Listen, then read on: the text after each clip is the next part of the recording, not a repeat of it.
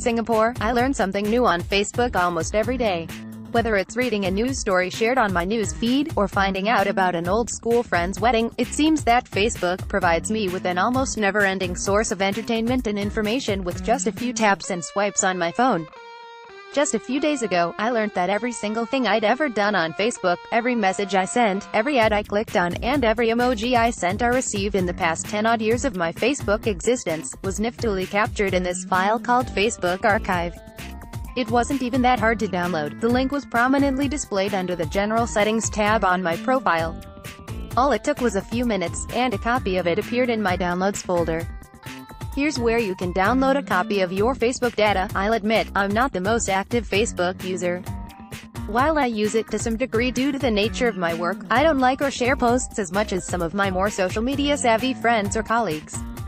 But the sheer amount of data captured in my file was stunning. I spent a slightly uncomfortable hour or so sifting through everything, and reliving bits of my past that had completely slipped my mind.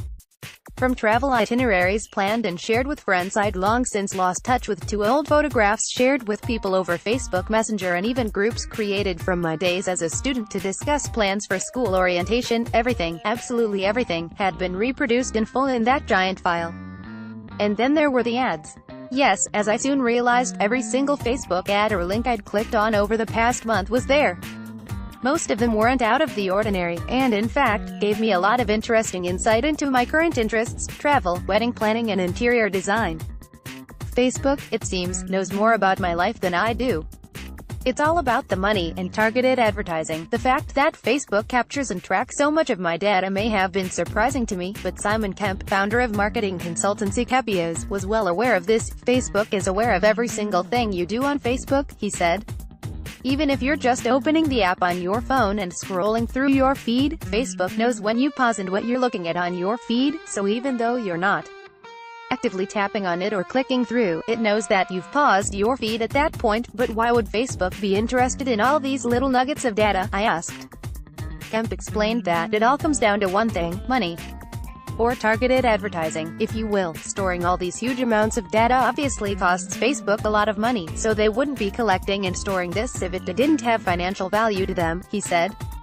If you think about it, 99% of their revenue comes from selling advertising, so it's all about making sure their advertisers sell you the things you're really interested in. Say a soap maker wants to sell you soap at the right place, at the right time, and in the right color, he explained.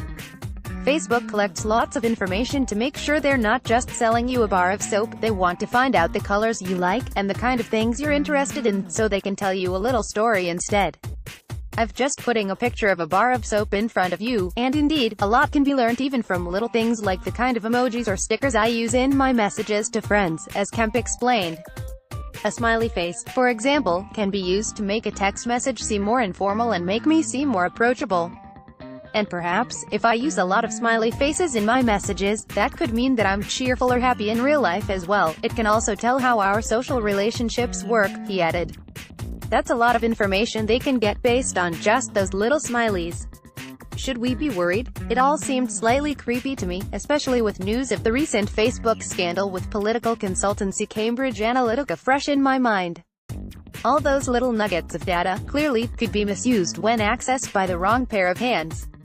But to Kemp, it's clear that the benefits far outweigh the possible risks. You've got 2 billion people around the world using Facebook, and the vast majority of them are doing absolutely nothing wrong, he said.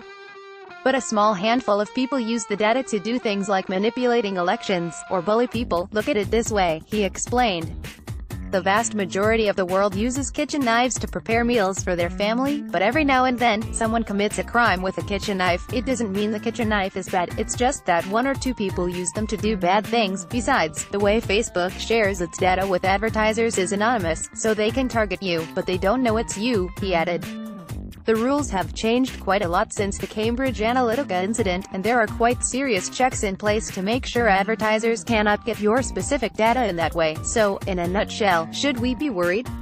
The short answer, according to Kemp, is no. It's a little bit scary when you look back at how you spent your day 10 years ago, and you see how much data they've collected, but it was all you, he said. There's nothing there that you didn't do, so it's following you across your activity. There's nothing sinister about that.